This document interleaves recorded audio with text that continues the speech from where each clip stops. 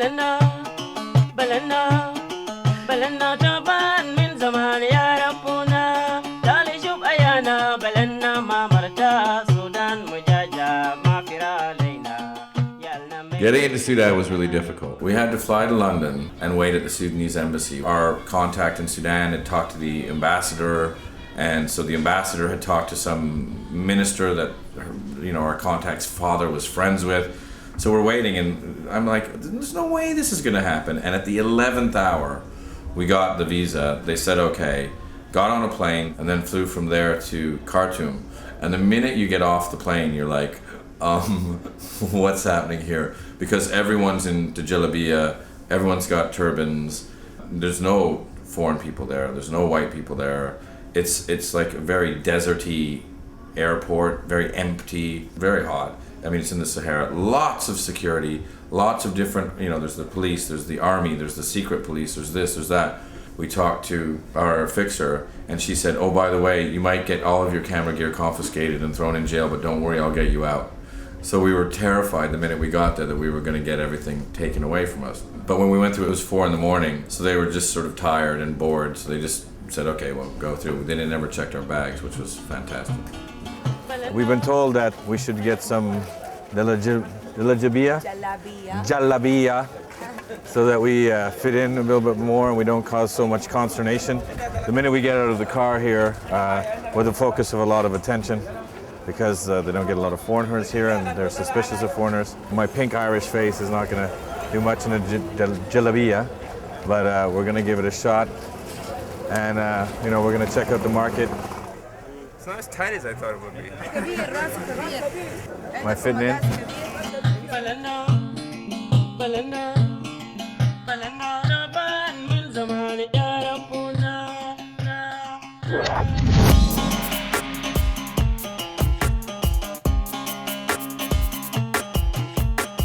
All of a sudden the Sudanese thought that was so funny, you know, to see sort of Americans, you know, dressed up like them, that they were a lot nicer.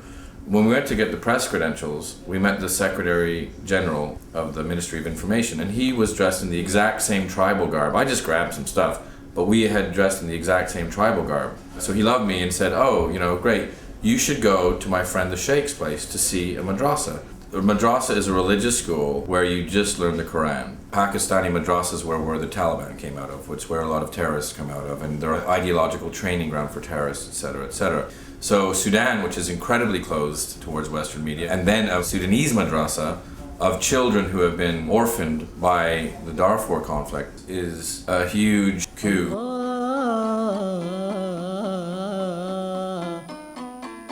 A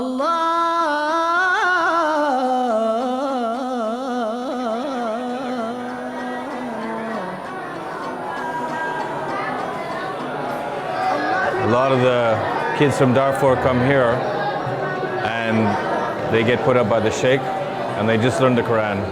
That's it. The Sheikh is like a rich guy, but he's also a religious leader, right? Well, these kids' parents have been slaughtered.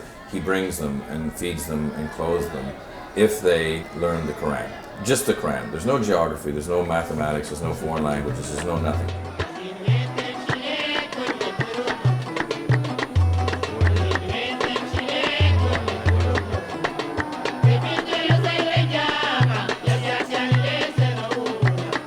بالحزين وين تمشي ليك كل الدروب مكتوبة وين تمشي ليك كل الدروب مكتوبة كيف ينزل يصل لك. And so as you're walking through there, you really get a chill because you realize the world has totally polarized.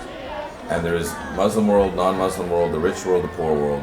And as you walk through there and you see that division so clearly defined, it gives you a shiver and you say, wow. And when I walked out of there, I was blown away. You know, I got back into the car and there was just these thousands of kids still burned into my head as they were back, you know, going back and forth. And a lot of times they're looking at us and they are looking at us with hatred, and they're 8 years old. Allah min azab al-reda, Allah min jahim al-hola, Allah min shijuna ونارا, بكتين تشتهي البقزولة, يتحلف يقول التوبة تاني نهوة ما معقولة لكن فجأة ينسى قالوا يرجع تاني يسقي As heavy as the madrasa was, we went the next day to see the alternative, and it was even worse.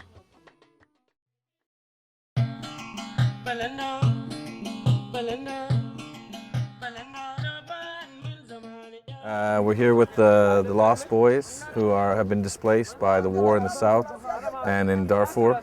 And they come here, they live in the market just over here, and a lot of them are addicted to solvents. But they're here playing soccer, and we're going to see them do some dancing. We have a drop-in centre, a learning centre, a vocational school and a residential centre here.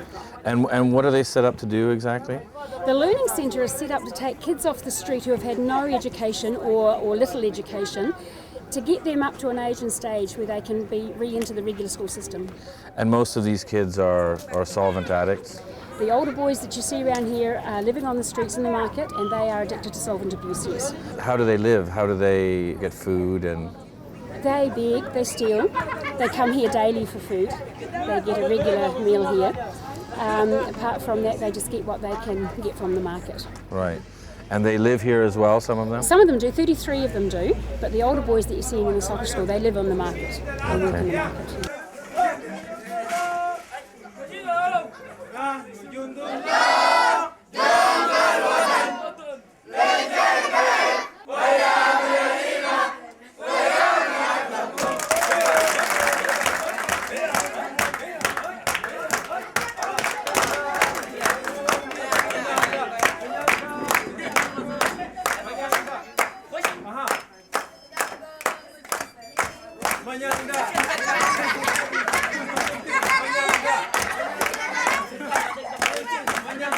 All these kids that live in the market, they all live on the street. How you doing? You all right? Okay. So as we're hanging out and watching them doing their dancing and stuff, we realized that all these little boys are totally addicted to sniffing glue. And do you sniff glue as well? No, yeah, he said he's doing it now. Now? Yeah.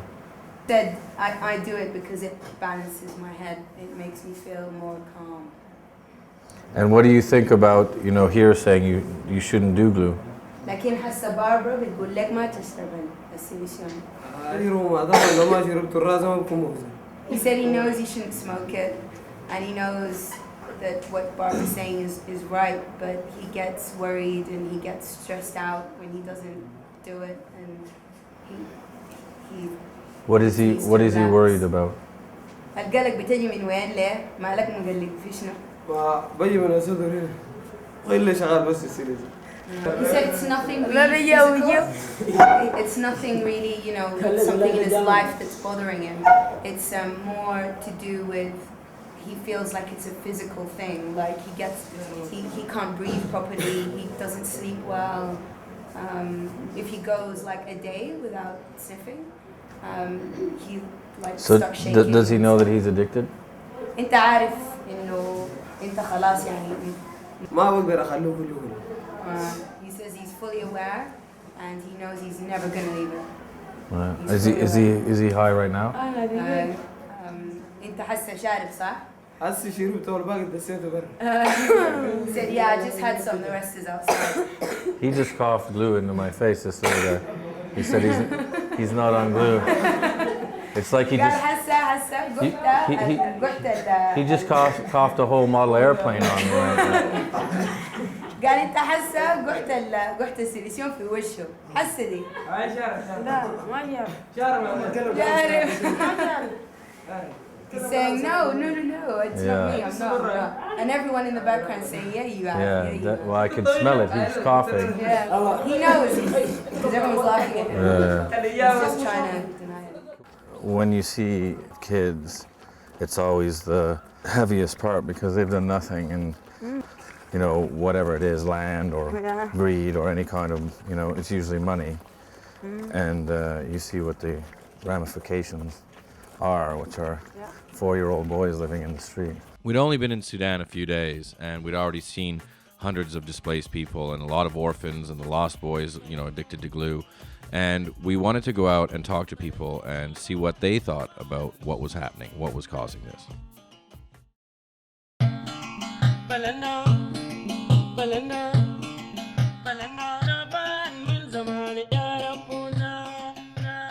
We're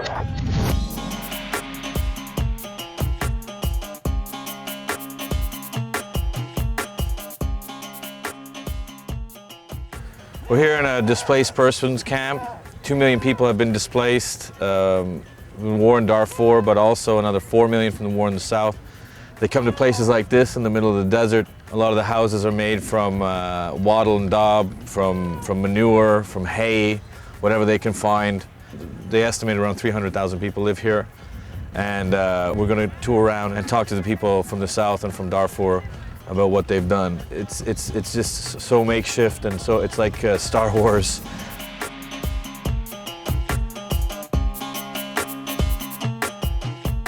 Pretty heavy to be here. I was thinking about that last night, how North America, you know, and Europe, you get so used to just booze and food and Coke and parties, supermodels. How you doing, brother?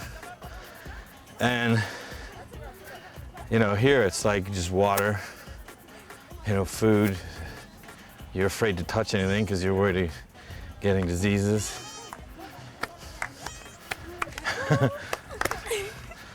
Hi. Hi.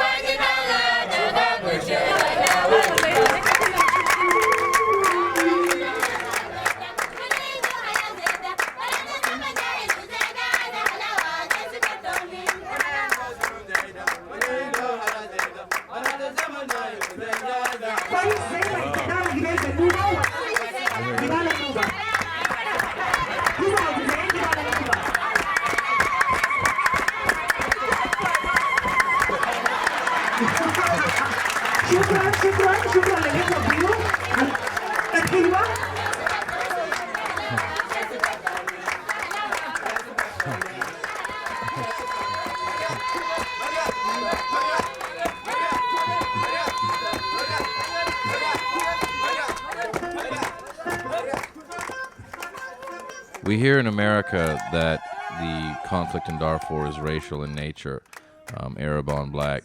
And when we were in the IDP camp, there were Arabs, there were blacks, there was actually 40 or 50 different tribes that all coexist and that all get along.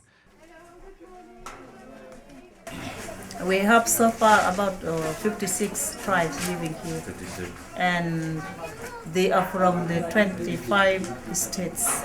And so we started having some questions of why is this actually happening in Darfur? What's really happening? So we started asking the people if they had any answers. Some people say it's racial, some people say it's economic, some people say it's political. People in the south say one thing, people in Khartoum say another thing. And I'm just trying to find out what the general consensus of why it's happening is. There's oil. There's oil. When I was there, they are talking of getting oil. We started hearing a lot of rumors about finding oil in Darfur. So we went into the camp to meet some people from Darfur and hear what their stories were. We're going to our friend's house. He's from Darfur. He was just telling us that the Janjaweed said we want you to go because you're black, but they were the same color, and even in Khartoum, the Arabs are black. So he was saying he's not stupid, he understands that they're just telling him that, but they want him to go for another reason because they want the land. Anyway, to give more to reason. Sure. You know? Yeah.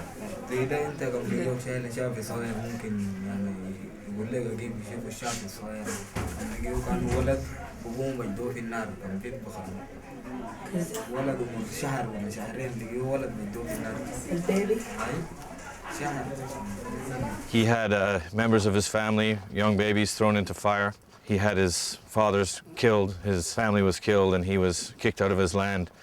And what we were just talking about after that was, in the south we saw that the informal militias started coming when they discovered oil, when Chevron discovered oil, kicking people off their land, starting a 20-year civil war.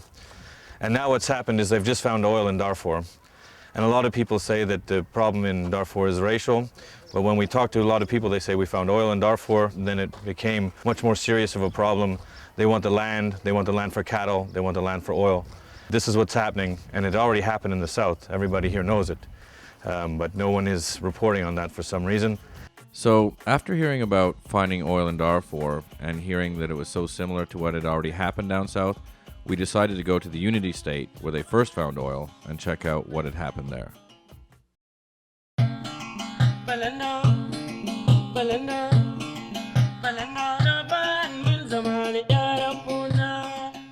Yeah, I don't even know what I'm allowed to say. That's kind of a funny thing because it was all pretty weird. Jamie James just sort of knew this girl, and we went there, and she just sort of organized everything. We'd be out on our own UN plane, so we probably shouldn't say that. We're getting on a helicopter. We're going out to Bentiu, which is one of the Unity states, which is they have oil, and this is where the whole conflict started because of oil. We got to get on right now. They're freaking out, but it's all about oil. Oil started everything. Ben Anderson had told us that, he goes, oh yeah, you'll see a Russian helicopter, and they crash all the time because they're really old. The Russians just give them really old helicopters. Sure enough, we get on this Russian helicopter and it's really old and shaking around. And we were going to Bentiu. Bentiu is in southern Sudan, and we get to this camp in the middle of nowhere, and we land, and we're sort of walking up, and we just see like these really super tall Africans, like you would see like on a National Geographic thing, sort of looking in the barbed wire. And it's just a little camp. It's like MASH 4077, just plonked down in the middle of Africa. We're in the middle of nowhere. Literally nowhere. This is where it all started, where the oil was found. That's where the first well, it's called the Unity Well, was sunk. And it was sunk by Chevron. Now it's part of the Great Nile Petroleum Company, which is Gulf, which is owned by Chinese, Malaysian, Indians, and the Sudanese. So the Americans left during the war, and then the Chinese came back. Yes. They found oil there, and then paramilitary groups just started kicking everybody off the land. They took the oil. It used to be Chevron. Now America's in disfavor, so now it's all going to Chinese and Malaysian companies. So we're standing here out in front of one of the Unity wells. A lot of people think in America that the war here is racial, between the Arab population from the north and the animist population in the south. But the war started with the finding the oil here, is that true? Yeah, actually this is a combination of reasons. One of them is this discovery of the oil itself. The oil. Because by then most of this oil is being transported to the north. Even the refineries are in the north. They take the oil. Yes, they take the oil from the south and take it to the north. And that's why the Southerners were not happy with this. And they started fighting to get... Then the war started in that particular year, 82, 83. We have to hurry, and we have to get out and in very quickly because the security, the oil security, is very tight. They don't want us shooting, they don't want anybody to know. So we have to jump in, jump out, jump in, jump out, and no one can see us, otherwise we get in a lot of trouble or go to jail. The SPLA is the Sudan People Liberation Army and movement. They have been here. You see this as security. Oh. The people who just drove by were SPLA? Yes. Charles was terrified. If they catch you, that's it. So we get out of the car, shoot it. This is the Unity Well. First thing, Chevron, in, out, When we had more time, we went into the villages, and that's where it was really sad, because you walk and there's just garbage everywhere. We're here in Bentiu, which is the capital of the Unity State, which is the richest oil concentration in Sudan. But as you can see, a lot of the oil money, or a lot of it's most of it goes north or to China. Very little of it is coming here for infrastructure, for water, for roads. We're just checking it out with our friend Charles, who's explaining to us the political situation of what's happening. Most of the oil and the whole of Sudan is from Unity State. So most of the oil in all of Sudan is from the Unity State, but it looks very poor. Yes, it looks very poor in terms of services. Water is a problem. Education also is a problem. So much schools. So where does all the money from the oil go? Well, this is a question that the Ministry of Energy and Mining or the Ministry of Finance would answer. because for the local community, they don't even know how much is actually paid for the development of the area. They don't know all of these things. They don't have water. There's a huge malaria epidemic. Anybody get any fish? So the kids all come fish in polluted water, a lot of waterborne diseases. They use popcorn and they have a little string. They try to get fish out of here. The men get water right from here, and then they just bring it with a donkey to town and sell it untreated, which of course leads to a lot of disease. And you're like, hold on, you have a ton of oil. Like, shouldn't you have money? Like, all the money goes to China, Malaysia, and Khartoum. They're supposed to get 2%, but they don't have auditing, so it's 2% of what?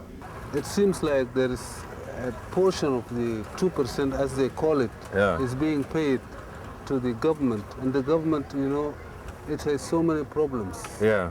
And the 2% is not enough to develop the area. I mean, the oil is from their area, and they're not getting it. They're not getting what they call the oil dividend. They're not getting anything out of this oil. So they don't get any money, and it's unbelievable poverty. But right next to oil, like right next to these wells, and they won't even hire them to work in the camps. They only bring in Chinese and Malaysian workers. So we're just in the village, and they don't have water. So they get just water untreated from the river and they sell it to the villagers, which makes everybody very sick. But even though there's right down the street, there's a brand new petrol station for all the trucks. The only roads are built for the trucks to come get the petrol, which just goes north. And you see, they found the oil, paramilitary groups come in, kill everybody, get them off the land, take the oil. Now that that's sort of, okay, we've got the oil now, then people can come back, we don't care, it's ours. Find the oil in Darfur, send in the paramilitary groups, kill everybody off, take the oil. I mean, they've been doing it for 20 years.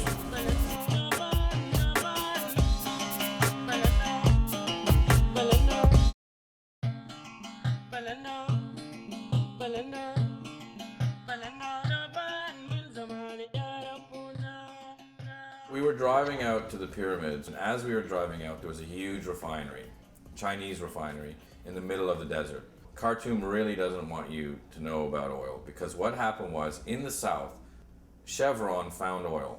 Right after that, paramilitary groups came into the south and started just exterminating everybody. Why? Because they wanted the oil. So there's a huge civil war, 4 million people are killed, all the oil is going to Khartoum.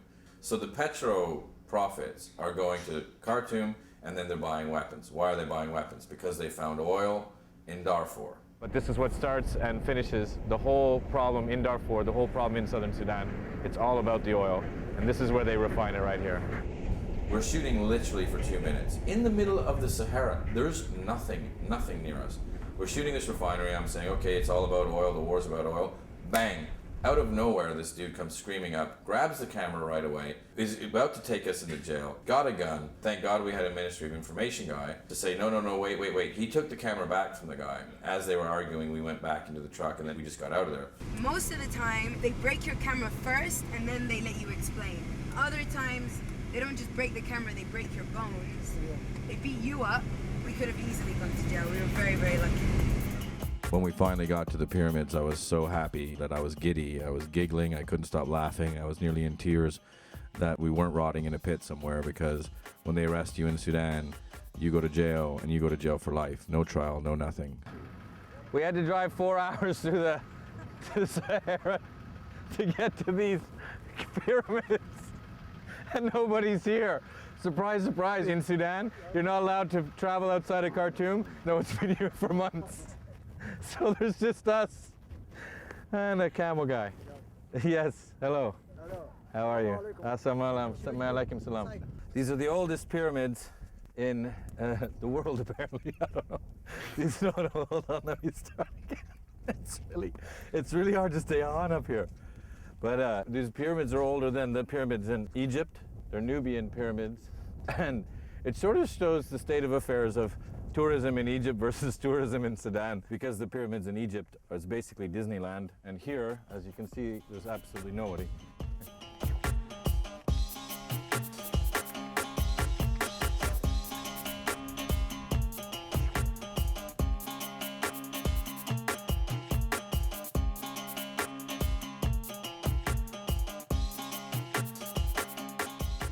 You know, we've been in Sudan for about a week now, and we've been afraid the whole time, you know, about police or getting caught or getting our cameras smashed.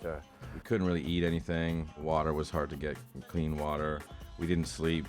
Our doctors had warned us of, you know, worms that fly out of the sand into your eye, and we were worried about malaria, and, you know, we couldn't get boners because of our malaria pills, and we were just kind of getting at the end of our rope, and we're like, wait a minute, we haven't even gotten close to Darfur yet, where it was really dangerous. So on to Darfur.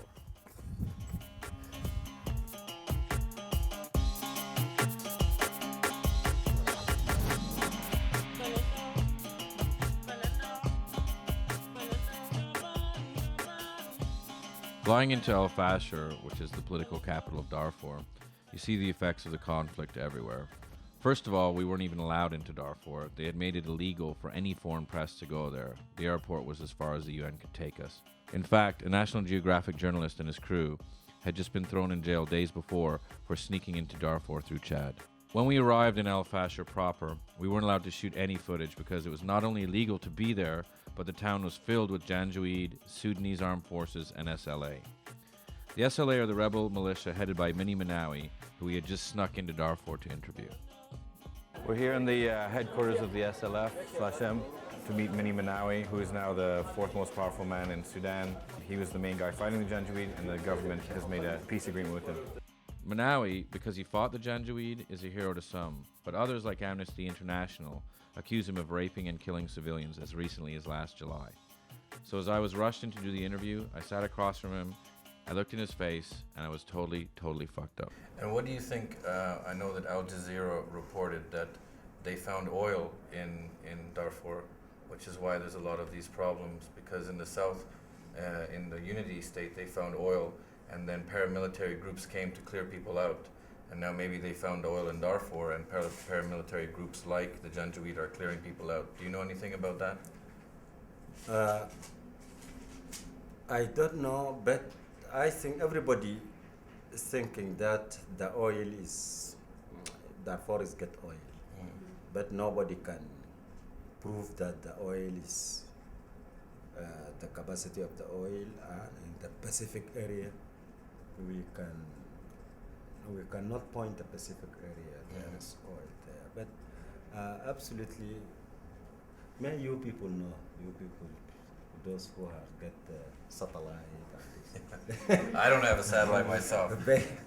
And now that you're part of the government, do you see that helping the problem in Darfur, the political problem?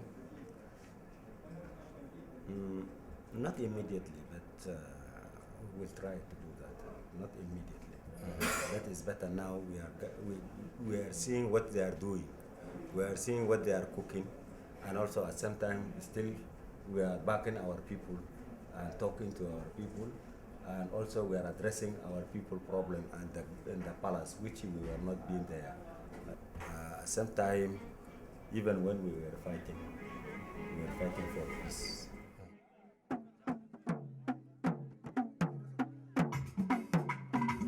I went out back to where Manawi's troops were singing SLA songs and realized that it was militiamen just like these who were responsible for the Lost Boys, for the refugees in the IDP camps, for taking Rashid's 2-month-old brother and throwing him into a fire. And from what I'd learned in southern Sudan and seen in El Fasher, it looked to me like this conflict is going to continue as long as it is profitable to do so.